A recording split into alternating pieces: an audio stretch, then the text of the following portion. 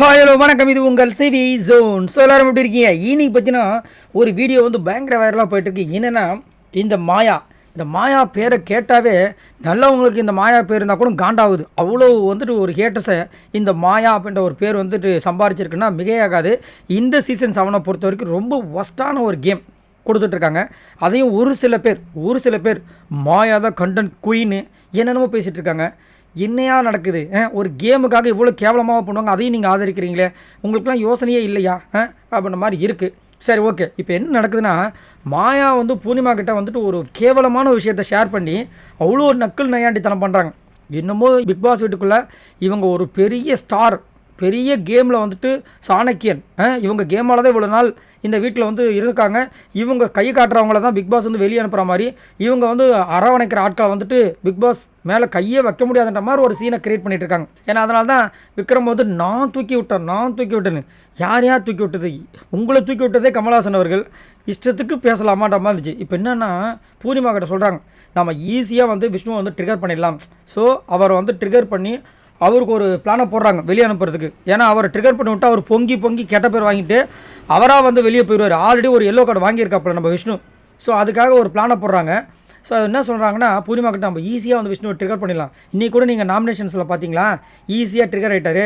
ஏன் இதுக்கு முன்னாடி பண்ணலன்னா, அப்போ ஒரு மோடில் இருந்தாப்புல ஒரு மோடில் இருந்தார். அவர் உள்ளுக்குள்ளே இருந்த விஷயத்தில் அடக்கி வச்சுட்டு இருந்தார். ஆனால் நான் இதை வந்து சொல்லி அந்த இடத்துல நாமினேட் பண்ணியிருக்கணும், ஆனால் மிஸ் ஆகிடுச்சு அப்படின்றாங்க. பூர்ணிமா பார்க்குறாங்க, எதுக்கு மிஸ் ஆகிடுச்சின்னு சொல்கிறாங்கன்னு.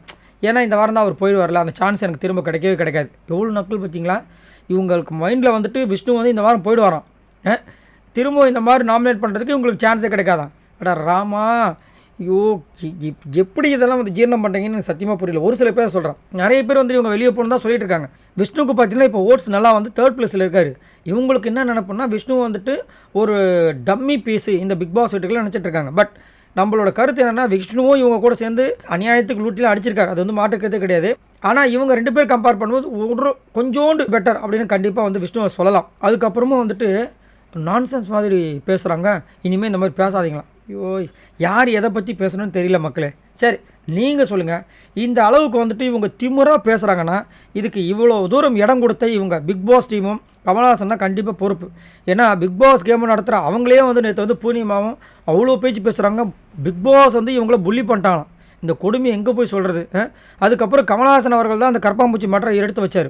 நான் வந்துட்டு சொன்னது தப்புன்னா நீங்கள் போனது தப்புன்னு சொல்லிட்டு கமல்ஹாசனே கலாய்க்கிற அளவுக்கு வந்துட்டு பூர்ணிமா பண்ணிகிட்ருக்காங்க. அது மட்டும் இல்லாமல் அந்த மைக்கை வந்து மாட்டுங்கன்னு பிக் பாஸ் அவ்வளோ பேச்சு பேசுகிறாரு. 2 பேர்கிட்ட சொல்கிறாரு, முடியவே முடியாதுன்ற மாதிரி வந்துட்டு அவ்வளோ விஷயங்கள் பேசி சிரிச்சுக்கிறாங்க இந்த மாயாவும் பூர்ணிமாவும். ஸோ தக்க நடவடிக்கை இந்த வாரம் கண்டிப்பாக எடுப்பாங்கிற மாதிரி தோணுது. உங்களோட கருத்துக்களை சொல்லுங்கள். பாய் நண்பர்களே.